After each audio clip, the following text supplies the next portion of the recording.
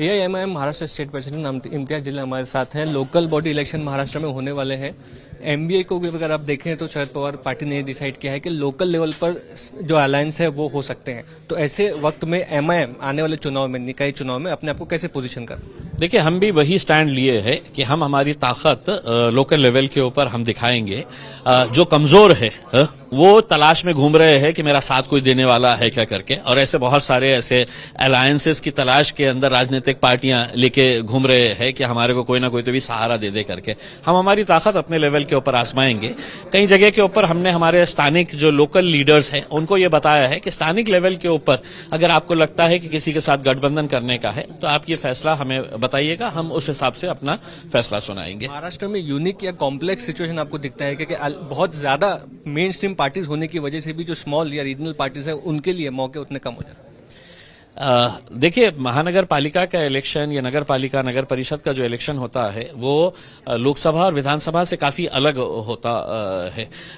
दूसरे दो इलेक्शंस है उसके अंदर पार्टी का बहुत महत्व होता है, लेकिन स्थानिक इलेक्शन जब होते हैं, लोकल बॉडी के इलेक्शन जब होते हैं तो उसमें शख्सियत बहुत मायने रखती है कि उस इलाके के अंदर लोग ही उसे नहीं पहचान रहे हैं और आपने है तो पार्टी के नाम पे उसको टिकट दे दिया है तो वो काम नहीं करता है। लोकल लेवल के ऊपर आप कितने मजबूत हैं उस हिसाब से इलेक्शन होने वाला है। आने वाले सभी चुनाव महाराष्ट्र के एमआईएम लड़ने वाली? एमआईएम ने यह फैसला लिया है कि हम महानगर पालिका के साथ नगर पालिका, नगर परिषद, ग्राम पंचायत, जिला परिषद के इलेक्शंस, पूरे इलेक्शंस हम मजबूती के साथ लड़ने वाले हैं। ऑपरेशन सिंदूर सक्सेसफुल रहा, लेकिन उसके बाद कहीं ना कहीं तिरंगा यात्रा, जय हिंद यात्रा देखने को मिल रही है। किस तरह से इस चीज को देखते हैं? नहीं, ये यात्रा इस तरीके से डिक्लेयर कर रहे हैं मानो है तो ये फौज के साथ कांधे से कांधा लगाकर लड़ने के लिए गए हुए थे।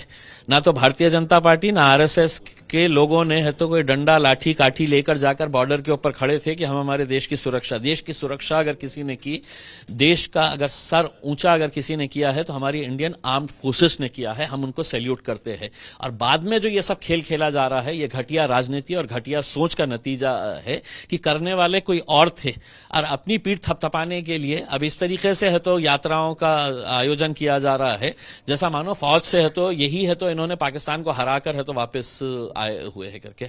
जिसकी जैसी सोच होती है वैसी ही काम करते हैं। तो भाजपा और कांग्रेस